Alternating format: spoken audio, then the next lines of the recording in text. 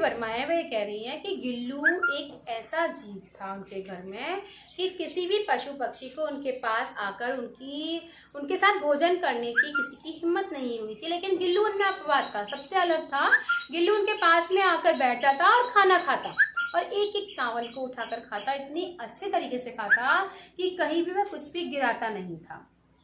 गिल्लू का जो फेवरेट खाना था, जो उसका प्रिय खाद्य था, वह था काजू। अब यहाँ पर कुछ ऐसा हुआ कि जिससे जो लेखिका थी, महादेवी वर्मा थी, वह घायल हो गई और जो गिल्लू था वह उनके बिना किस प्रकार से घर में रहा, उसने क्या क्या किया, इस चीज का वर्णन यहाँ पर लेखिका कर रही हैं। उसी बीच मुझे मोटर दुर्घटना में आहत अर्थात घायल होकर वह कुछ दिन अस्पताल में रही। उन दिनों जब मेरे कमरे का दरवाजा खोला जाता, गिल्लू अपने झूले से उतरकर दौड़ता और फिर किसी दूसरे को देखकर उसी तेजी से अपने घोंसले में जा बैठता। उसे लगता जैसे ही कमरे का दरवाजा खुलता तो गिल्लू को लगता कि शायद लेखिका आ गई है, तो वह बड़ी तेजी से उतरता, लेकिन जैसे ही वह देखता कि लेखिका नहीं है, कोई और है, तो वह वापस से अपने घोंसले में जाकर बैठ जाता। सब उसे काजू दे देते क्योंकि सभी को मालूम था कि काजू उसका फेवरेट है, काजू उसको बहुत पसंद है, तो उसे सब काजू दे जाते। परंतु अस्पताल से लौटकर जब मैंने उसके झूले की सफाई की तो उसमें काजू भरे मिले, जिससे पता चलता था कि वह उन दिनों अपना प्रिय खाद्य कितना कम खाता रहा। यह समझ सिर्फ इंसानों में नहीं बल्कि जानवरों में, पशु पक्षियों में भी होती है कि जब कोई व्यक्ति बीमार होता है या किसी व्यक्ति के चोट लग जाती है, तब जो घर का व्यक्ति है वह परेशान हो जाता है। वैसी ही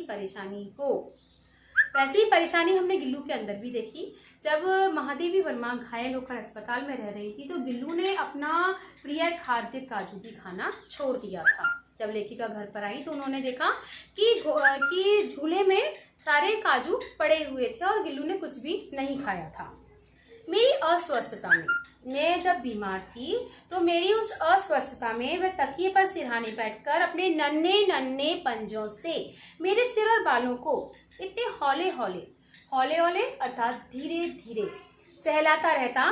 उसका हटना एक परिचारिका अर्थात सेविका, दासी के समान लगता। वह जैसे ही हटता तो लगता कि जो मेरी सेवा कर रही थी, मेरी सेविका, वह हट गई। Page number 6। गर्मियों में जब मैं दोपहर में काम करती रहती तो गिल्लू ना बाहर जाता ना अपने झूले में बैठता। उसने मेरे निकट रहने के साथ गर्मी से बचने का एक सर्वथा नया उपाय खोज निकाला था। वह मेरे पास रखी सुराही पर लेट जाता और इस प्रकार समीप भी रहता, ठंडक में भी रहता। अब वह गिल्लू क्या कर रहा था कि गर्मी के दिनों में उसे बहुत गर्मी लग रही थी, तो वह सुराही एक प्रकार का पीने का जैसे मटका एक बड़ा होता है, सुराही एक छोटी सी चीज होती है जिसमें पानी भरा जाता है, वह ठंडा रहता है, तो वह सुराही के पास आकर लेट जाता जिससे कि उसे ठंडक मिलती। गिलहरियों के जीवन की अवधि 2 वर्ष से अधिक नहीं होती, अतः गिल्लू की जीवन यात्रा का अंत आ ही गया था। यहाँ पर हमने पढ़ा कि गिल्लू जो था वह छोटी अवस्था में लेखिका को मिला था। लेखिका ने उसकी सेवा की, उसे उपचार करके ठीक किया और उसके बाद वह सयाना हुआ। लेखिका को लगने लगा कि वह बड़ा हो गया है, तो लेखिका ने उसके झूले को खोलकर उसे बाहर जाने की इजाजत भी दी। उसके दोस्त बनने लगे थे। वह बहुत तरह तरह की शैतानियां भी लेखिका के साथ करने लगा था और जब समय आया तो उसने लेखिका की सेवा भी की। जब लेखिका का एक्सीडेंट हो गया था, लेखिका मोटर दुर्घटना से आहत हो गई थी, घायल हो गई थी, तो उसने वह सब कर दिखाया जो एक अच्छा परिवार का सदस्य करता है। लेकिन एक ना एक दिन मृत्यु आनी निश्चित है, तो गिलहरी जो गिल्लू है उसकी भी जीवन यात्रा का अंतिम समय आ गया था। दिन भर उसने कुछ खाया ना बाहर गया। रात में अंत की यातना में वह अपने झूले से उतरकर मेरे बिस्तर पर आया और ठंडे पंजों से मेरी वही उंगली पकड़कर हाथ से चिपक गया जिसे उसने अपने बचपन की मरणासन्न स्थिति में पकड़ा था।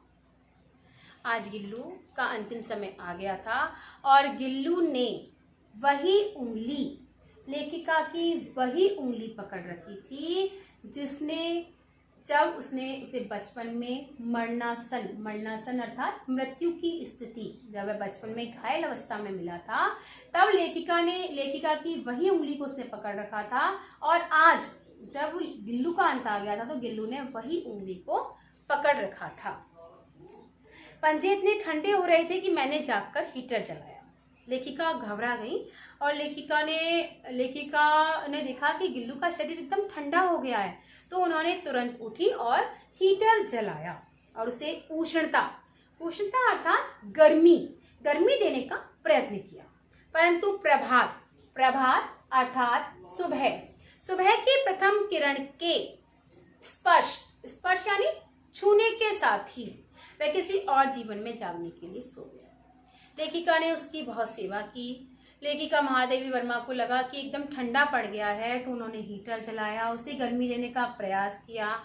लेकिन जैसे ही सुबह हुई वह मृत्यु को प्राप्त हो गया था। उसका झूला उतार कर रख दिया गया है और खिड़की की जाली बंद कर दी गई है। परंतु गिलहरियों की नई पीढ़ी जाली के उस पार चिक करती ही रहती है और सोन जूही पर बसंत आता ही रहता है। लेखिका ने झूले को उतार दिया है। क्यों? क्योंकि उन्हें गिल्लू की याद न आए। लेकिन पहले की तरह जैसे गिल्लू के जो दोस्त थे वह खिड़की के पास आते थे, उससे चिक करके बातें करते थे, वैसा आज भी हो रहा है। गिल्लू के जो दोस्त है वह खिड़की के पास आते हैं, गिल्लू को वहां देखते नहीं है, लेकिन चिक करके पता नहीं क्या कहकर चले जाते हैं। और सोन जूही जो पीले कलर का जो पुष्प है उस पर बसंत आता ही रहता है। सोन जूही की लता के नीचे गिल्लू को समाधि दे दी गई है। गिल्लू का जो शरीर था, लेखिका महादेवी वर्मा ने उसे सोन जूही के पेड़ के नीचे दबा दिया है, इसलिए भी कि उसे वह लता सबसे अधिक प्रिय थी। इसीलिए सोन जूही की लता के नीचे उसके लघु जीव के शरीर को दफनाया गया है, क्योंकि गिल्लू को वह सोन जूही की लता सबसे अधिक प्रिय थी। इसलिए भी कि उस लघुगात का, उस छोटे शरीर का किसी वासंती दिन जूही के पीताभ अर्थात पीले रंग के छोटे फूल में खिल जाने का विश्वास लेखिका को आज भी संतोष देता है।